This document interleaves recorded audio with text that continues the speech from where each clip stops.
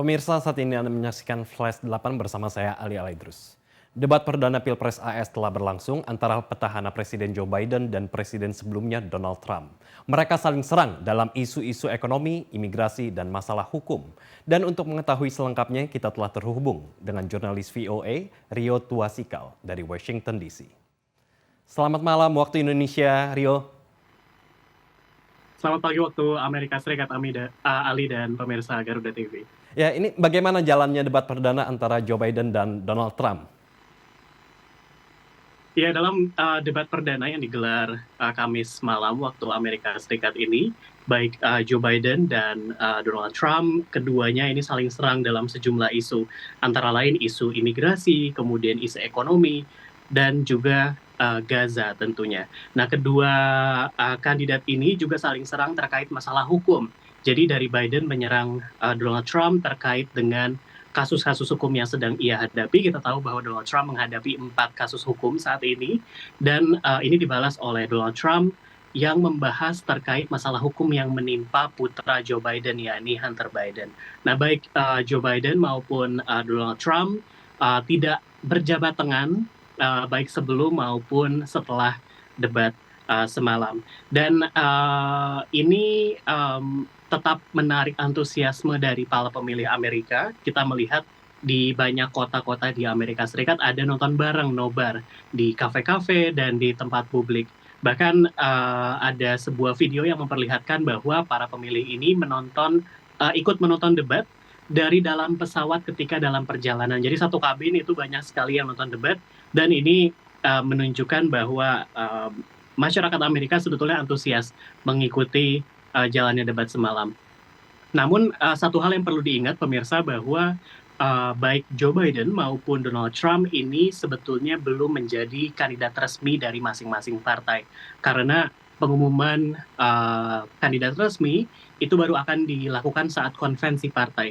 Nah, konvensi Partai Republik, partai pendukung Donald Trump, baru akan dilakukan bulan Juli, sementara Partai Demokrat, partai pendukung Joe Biden, baru akan dilakukan bulan Agustus. Barulah kita akan mengetahui siapa calon resminya. Namun demikian, stasiun TV CNN berinisiatif untuk menggelar debat sebelum konvensi, yakni Kamis malam kemarin. Ali. Ya, jadi antusias masyarakat sangat tinggi ya untuk debat ini. Lalu bagaimana dampak debat perdana ini terhadap pilihan warga Amerika, Rio? Ya.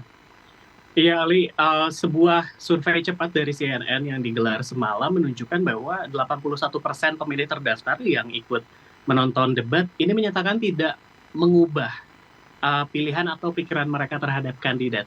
Hanya ada porsi kecil, yakni 5%, yang menyatakan bahwa mereka berubah pikiran. Nah, kalau kita lihat survei-survei yang digelar sebelum debat perdana kemarin, pertanggal 24 Juni misalkan, survei agregat dari 538 misalkan menunjukkan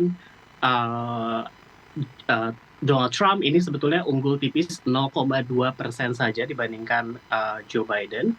Namun ada survei lain juga dari YouGov yang menunjukkan 56% pemilih itu tidak suka terhadap Donald Trump. Tapi ada juga survei yang menunjukkan bahwa 59% itu tidak mendukung pemerintahan Joe Biden. Ini survei dari AP. Namun demikian, para pengamat menilai sebetulnya ini masih terlalu dini untuk melihat survei-survei tersebut, karena biasanya debat itu berlangsungnya bulan September dan Oktober, sebelum pencoblosan bulan November. Tapi ini bulan Juni ini sudah ada debat gitu. Ini memang debat semalam ini debat yang paling dini gitu dalam sejarah pemilu Amerika, Ali. Ya, kemudian terakhir Rio, ini apa yang membedakan debat Capres di Amerika Serikat dengan yang di Indonesia ini, Rio? Ya, debatnya kurang lebih pada umumnya sama. Jadi kandidat ada moderator.